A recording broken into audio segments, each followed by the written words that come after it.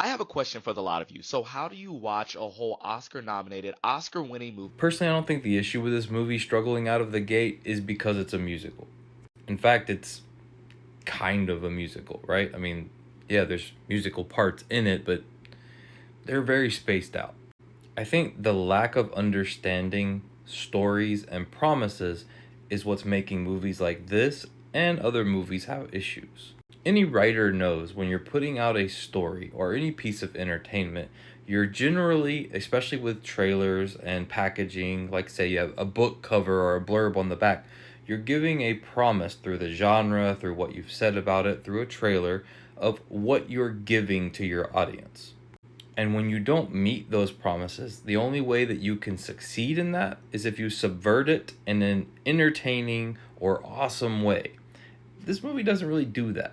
Much like the Sony Spider Man movies that don't have Spider Man in it, they're taking the IP in the hopes of, at best, making an original cool story that they want to make, at worst, trying to cash in on the name of the comic book IP. Because at the end of the day, if Todd Phillips just wanted to tell the story of a mentally ill guy who gets duped by a woman and all the things that happen in this movie and the previous movie, then go tell that story. Call it something else. You don't have to call it Joker. So at the end of the day, this is a real character that people know and have followed, and some people love for various reasons, or at least like to watch or read about. And it's definitely okay to have an original take on a character or give a different story, but at the end of the day, people have an understanding that you're going to get a Joker movie, and this movie, the second one, does not deliver on a Joker movie, especially after the ending of the first one. The ending of the first movie made a promise to the audience that you're about to see Joker come into being Joker.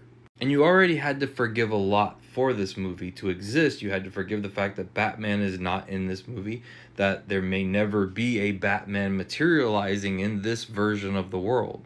But after watching the second movie, you start to realize that there's not even really a Joker in this world, nor is there really a Harley Quinn in this world. And so for me, the biggest crime this movie makes is, why call it Joker? Make your art piece, do what you want. But the reason that you got $1 billion on the first movie is because you took the Joker, you got the fans, and you delivered something that was unique and had this sort of twisted version of the character, but it was going in a direction that people could say, okay, I still get that this is a Joker. I honestly feel like if you're not going to respect the medium that you're pulling from, then don't use the name of the IP.